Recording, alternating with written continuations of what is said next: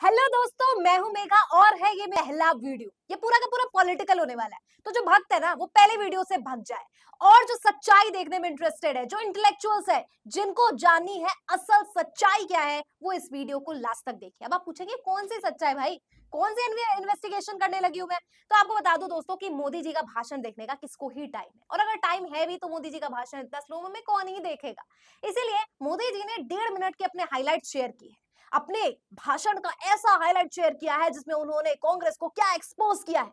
लेकिन कांग्रेस को एक्सपोज करते करते अपने आप को कैसे एक्सपोज कर दिया प्रधानमंत्री मोदी ने, वो आपको बताएंगे इस वीडियो में। तो बने रहिए हमारे साथ वीडियो में अंत तक। शुरुआत करते हैं वीडियो की, प्रधानमंत्री मोदी क्या कह रहे हैं। साथियों, भारत में आज अगर सबसे बड़ा सांप्रदायिक दल कोई है, वो सांप्रदायिक दल भी कांग्रेस पार्टी है। अब मोदी जी क्लेम कर रहे हैं कि सबसे ज्यादा कम्युनल, सांप्रदायिक, नफरत फैलाने वाला, हिंसा, दंगे फसाद कराने वाला कोई पार्टी है तो वो कांग्रेस है। अब कांग्रेस का तो पता नहीं, लेकिन बीजेपी में इतने दिग्गज महारथी नेताएं हैं जो देश में आए दिन कुछ ना कुछ ऐसा बोलते ही हैं जिससे दंगे अपने आप भड़क जाते हैं।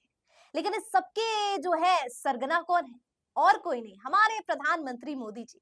मोदी जी चुनावों में क्या झूठ बोलते हुए नजर आते हैं, क्या नफरत फैलाते हैं। हाँ ठीक है, समझ आता है कि जातीय समीकरणों का खेल है, पूरा का पूरा कास्ट पॉलिटिक्स है, लेकिन इसका मतलब ये थोड़ी है कि आप बेवकूफ बनाते रहो, कुछ भी बोलते रहो। ठीक है, अगर आपने कुछ बोल भी दिया तो एटलीस्ट स्टैंड तो करो ना उस चीज के साथ। जब आपसे इंटरव्यूज में पूछे जाते हैं, अरे मोदी जी आपने तो ये बोला, आप मेरे ऊपर जबरदस्ती मेरे मुंह में शब्द ठूसने का कोशिश कर रहे हैं, मोदी जी भूल जाते हैं। ऐसा कैसे हो सकता है? क्या बोला है मोदी जी ने चुनावों में, वो आपको बताते हैं। मोदी जी ने कहा है कि मंगलसूत्र छीन लेंगे। कांग्रेस ने अपने जो मैनिफेस्टो में कहा है कि वो चिंताजनक है, वे माताओं बहनों के सोने का हिसाब करेंगे। पीएम मोदी ने कहा कि माताओं बहनों, ये आपका मंगलसूत्र भी बचने नहीं देंगे, उसे भी छीन लेंगे। बताइए, कांग्रेस वाले मंगलसूत्र चोर है क्या कि मंगलसूत्र चुरा लेंगे महिलाओं का? और ये किस चुरा के देंगे किसको, अब ये समझिए। लिखा है, मैं इस प्रदेश की भूमि पर यह घोषणा करना चाहता हूं कि मैं एससी एसटी और ओबीसी के अधिकारों को लूटने और उन्हें मुसलमानों को देने की इंडिया गठबंधन की योजनाओं को विफल कर दूंगा। वे गुलाम बनाए रह सकते हैं, अपने वोट बैंक को खुश करने के लिए मुजरा कर सकते हैं। कांग्रेस मुजरा करती है क्या?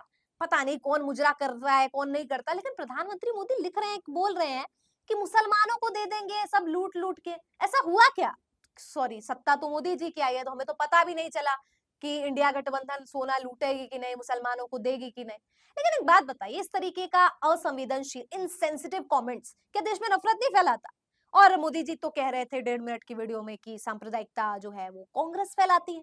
चलिए, मोदी जी है, मोदी जी कुछ भी कह सकते हैं, मोदी जी का अधिकार है, वो बीजेपी की आन बान शान है। लेकिन बहुत से ऐसे नेता है मोदी जी के जो अभी अभी नेता बने हैं, लेकिन देखिए नफरत फैलाने में सबसे आगे।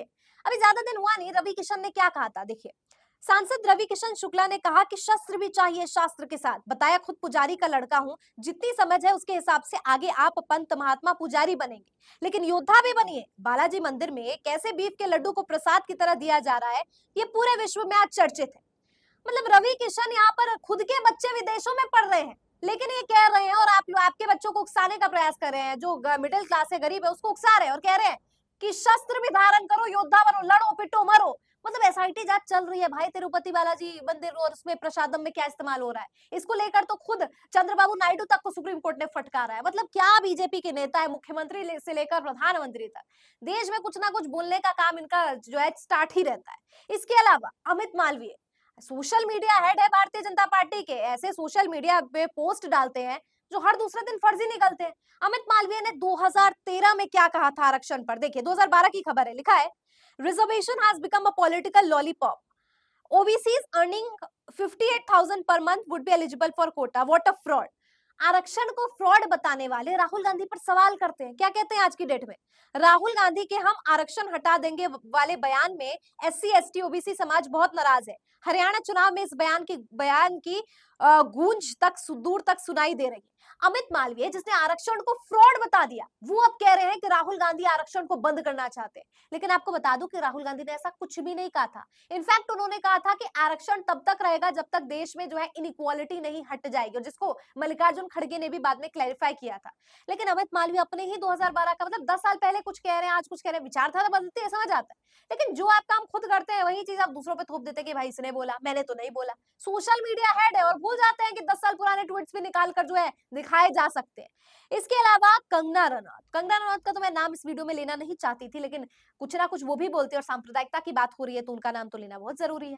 क्या कहा है कंगना रनौत ने, वो आपको दिखाते हैं, फिर आप समझेंगे क्या पूरा मामला है। किसानों से जुड़े तीनों कानून को फिर से वापस लाना चाहिए। अब कंगना रनौत चाहती है कि जो कानून के लिए किसान आंदोलन इतने लंबे समय तक चला है, किसानों की शहादत हुई है, उसे वापस ले आएंगे। तो क्या बीजेपी की ये मंशा है? भाई बीजेपी तो इतना ज्यादा वो हो गई ना कि माफी तक मांगनी पड़ गई। और कंगना के इस बयान पर एक और नेता आ जाता है जिसका नाम है नंद किशोर गुर्जर। वो कहता है कि कृषि कानून लागू होना चाहिए, मैं कंगना की मांग का समर्थन करता हूँ। मतलब आप समझ रहे हो कि एक स्टेटमेंट देने से कैसे जो है ज्यादा प्रोत्साहित हो रहे हैं लोग और इस प्रकार के स्टेटमेंट्स जो है देने के काम किए जा रहे हैं। तो ये तो हाल हो रखा है बीजेपी का। और कम्युनल किसको बताया जा रहा है? कांग्रेस को। अभी यही नहीं, और रुकिए, देखिए पूरा वीडियो देखिए। इसके बाद जो है बुलडोजर कार्रवाई पर देखिए। बुलडोजर कार्रवाई पर सुप्रीम कोर्ट ने कहा कि अब यह रुकना चाहिए। सुप्रीम कोर्ट तक हाथ जोड़ रहा है, भाई रोक दो ये बुलडोजर अपनी मर्जी से जो चला रहे हो। एनकाउंटर को लेकर तो खबर निकलती है कि एनकाउंटर फर्जी हो रहे हैं। खबर देखिए, फर्जी एनकाउंटर, दिखावटी जांच, पूरा पैटर्न सेट। मंगेश यादव मामले में अखिलेश ने योगी सरकार के खिलाफ मोर्चा फिर उठाए सवाल। और ये बकायदा आज तक इसको प्रकाशित कर रहा है। बताइए, फर्जी एनकाउंटर हो रहे हैं, बुलडोजर चल रहे हैं। और आपको याद है कांवड़ यात्रा जब निकली तब मुजफ्फरनगर में एक जो है आदेश जारी किया गया था कि फल वालों को अपना जो है नाम लिखना पड़ेगा। देखो जागरण की खबर लिखा है, दुकान मालिकों को नाम बताने की जरूरत नहीं, नेम प्लेट विवाद पर यूपी सरकार को झटका, सुप्रीम कोर्ट ने फैसले पर लगाई रोक। मुझे तो लग रहा है कि सुप्रीम कोर्ट एक अलग सा कोर्ट बनाना चाहिए जो केवल यूपी के मामलों पर जांच होनी चाहिए। यूपी में आए दिन कुछ ना कुछ होते रहता है, योगी नए नए फरमान जारी करते रहते हैं। भाई योगी जी के लिए एक नया कोर्ट तो बनना चाहिए ना, जो योगी फरमान जारी करे और वो कोर्ट उसे बंद कर दे। फिर योगी जी कुछ नया कानून लाए और वो जो है फटकार लगा के उसे बंद कर दे। लग तो ऐसा ही रहा है। मोदी जी सांप्रदायिकता का तो मैंने इतना उदाहरण दे दिया। अब इसके बाद नेक्स्ट नेक्स्ट पार्ट देखते हैं मोदी जी का। कांग्रेस की सांप्रदायिकता की सजा हरियाणा भी भुगत रहा है। कांग्रेस की सांप्रदायिक का जो कांग्रेस की सांप्रदायिकता का नतीजा हरियाणा जो है झेल रहा है।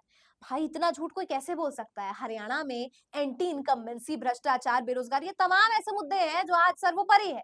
इतने सारे मुद्दे जो है हरियाणा में जो आज एकदम बर्निंग सेंसेशन है, और ये कह रहे हैं कि सांप्रदायिकता का जो है वो झेल रहा है। कांग्रेस तुष्टीकरण के लिए ऐसी मानसिकता को बढ़ावा दे रही है जिससे हमारी बहन बेटियों पर हमले हो रहे हैं। आपने मोदी जी कह रहे हैं कि महिला जो बेटी है वो सुरक्षित नहीं है। किसकी वजह से? कांग्रेस आए दिन कुछ ना कुछ बयान दे रही है जिसकी वजह से सुरक्षित नहीं है।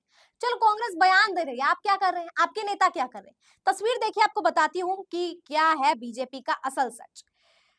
तस्वीर में आप देख सकते हैं दोस्तों, यहाँ पर एक व्यक्ति है जो मोदी जी के काफी करीब नजर आ रहा है। और ये व्यक्ति जो है, ये इसके लिए खुद मोदी जी प्रचार करने आते हैं। ये इसका नाम है मुनि रत्न। मुनि रत्न जो है बीजेपी का रत्न है, शायद बीजेपी को सुशोभित भी कर रहा है, लेकिन देश के लिए सबसे बड़ा कलंक है। और कितने रत्न मोदी जी के पास है आपको बताते हैं, स्क्रीन पर नजर डालिए।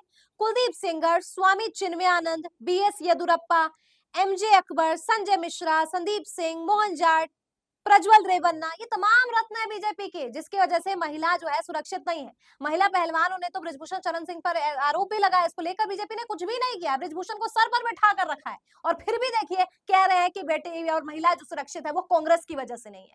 हिपोक्रेसी की भी सीमा होती है। कांग्रेस के विधायक की धमकी जरूर सुनी होगी। वो कहता है कि कांग्रेस जीती तो लोगों को अपना घर बार छोड़ना होगा। ये मैंने पूरे सोशल मीडिया पे खंगालिया, मुझे ये स्टेटमेंट ही नहीं मिला कि किस विधायक ने कहा है। अगर आपको पता है कांग्रेस के किस विधायक ने कहा है तो कमेंट में मुझे बताओ, फिर आगे इस पे भी कभी वीडियो बनाएंगे कि भाई क्यों कहा। अभी ये आलम है, सत्ता तो मिली नहीं है, मिलने की संभावनाएं नहीं है। मोदी जी कह रहे हैं कि हरियाणा में कांग्रेस को सत्ता मिलने की जो है गुंजाइश ही नहीं।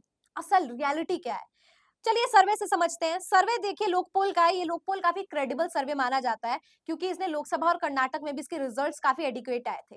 हरियाणा लोकसभा पोल में लिखा है बीजेपी को 20 से 29 सीट मिलने की आशंका है और आईएनसी को, कांग्रेस इंडिया गठबंधन को 58 से 65। मतलब सरकार क्लियरली यहाँ पर कांग्रेस बना रही है इस सर्वे के अकॉर्डिंग। और मोदी जी कह रहे हैं संभावना भी नहीं है। आगे देखिए, लेकिन जनता को पर जुल्म करने की बातें कर रहे हैं। अगर ऐसे लोगों को सत्ता मिल गई तो क्या होगा, ये सोच करके भी रोंगटे खड़े हो जाते हैं। अब मोदी जी के रोंगटे इसलिए खड़े हो रहे हैं कि अगर कांग्रेस को सत्ता मिल गई तो हाय राम क्या ही होगा। बीजेपी को सत्ता मिल गई दोस्तों तो क्या हुआ है वो आपको बताते हैं। अभी बीच में मोदी जी ये भी बोल रहे थे कि कांग्रेस के विधायक क्या कुछ कह रहे हैं। इनके खुद के विधायक क्या कहते हैं वो तो मैंने आपको सुनाया, रवि किशन से लेकर कंगना रनौत तक। एक लल्लू सिंह नाम के फैजाबाद लोकसभा सीट के इनके प्रत्याशी थे, जिन्होंने क्या कहा था कि सरकार तो 272 में ही बन जाती, संविधान बदलने के लिए 2/3 सीटें चाहिए। संविधान बदल देंगे सत्ता में आएंगे तो, ये बयान इनके नेता दे रहे हैं और ये कह रहे हैं कि कांग्रेस विधायक ये सब कुछ कुछ कह रहे हैं। और मोदी जी कह रहे हैं कि कांग्रेस अगर सत्ता में आ जाती है, ये सोचकर ही रोंगटे खड़े हो रहे हैं। लेकिन आप जब सत्ता में आ गए तो आपने क्या बदहाली किया वो आप दिखाते हैं। दोस्तों ये जो शेयर किया ना मोदी जी ने 1.5 मिनट की अपनी क्लिप, उसके नीचे ही एक यूजर ने गौरव नाम के एकदम जस्ट बाद में ही लिखा है, ये भी तो याद रखेंगे हरियाणा वाले, जिसमें बैरिकेडिंग और कील जो है किसानों के लिए गाड़ी गई थी उसका जिक्र किया गया है। इसके अलावा एंटी इनकम्बेंसी मुद्दे पर इंडिया टुडे की खबर देखिए, जिसमें लिखा है BJP seeks RSS support to win back rural votes in Haryana combat anti incumbency. JP Nadda अभी चुनाव में कहते हैं कि हमें तो आरएसएस की जरूरत नहीं है, लेकिन अब हरियाणा चुनाव में, उत्तर प्रदेश उपचुनाव में क्यों जरूरत पड़ गई भाई आरएसएस की? आपको जिसको खुद आरएसएस की जरूरत है वो कह रहा है संभावना भी नहीं है कांग्रेस की आने की हरियाणा में। और सत्ता में आकर क्या किया है बीजेपी ने दोस्तों, वो भी देख लीजिए। वक्फ बिल पर संसद में संग्राम लाइव देखिए, लोकसभा में आज पास नहीं हो सका वक्फ संशोधन बिल, भेजा गया जेपीसी के पास। अब खुद तो इनकी बैसाखी वाली सरकार है जो ये चला नहीं पा रहे हैं। कभी वक्फ बिल ला रहे हैं, ब्रॉडकास्ट बिल ला रहे हैं, जिसे ये पास नहीं कर पा रहे हैं, और फिर जेपीसी के पास भेज दे रहे हैं कि जाओ तुम पूरा समय लो, और फिर जब हमारी सत्ता जब आगे बढ़ जाएगी, जब चंद्रबाबू नायडू नीतीश कुमार का जब साथ नहीं चाहिए होगा, या अगर ये लोग हट जाएंगे तब पास कराया जाएगा, तब देखा जाएगा, अभी छोड़ दो। तो ये पूरा का पूरा मामला है दोस्तों कि ये 1.5 मिनट है, 1.5 मिनट में कितने 150 से ज्यादा झूठ प्रधानमंत्री मोदी ने बोल दिया है। कौन सी सबसे ज्यादा भ्रष्टाचारी वाली पार्टी है, किस सरकार में सबसे ज्यादा भ्रष्टाचार हुआ है, कौन कितना झूठ बोलता है, किसके विधायक क्या करते हैं क्या नहीं करते हैं, और हरियाणा में किसकी सरकार बनने की उम्मीद है, ये सब कुछ मैंने आपको बताया। अब मुझे बताइए कि मोदी जी जो बोल रहे हैं उसमें आपको कितनी सच्चाई लग रही है, कमेंट करके बताइए। मैं मिलती हूँ आपसे एक अगली वीडियो में, तब तक के लिए अपना ध्यान रखिए, धन्यवाद।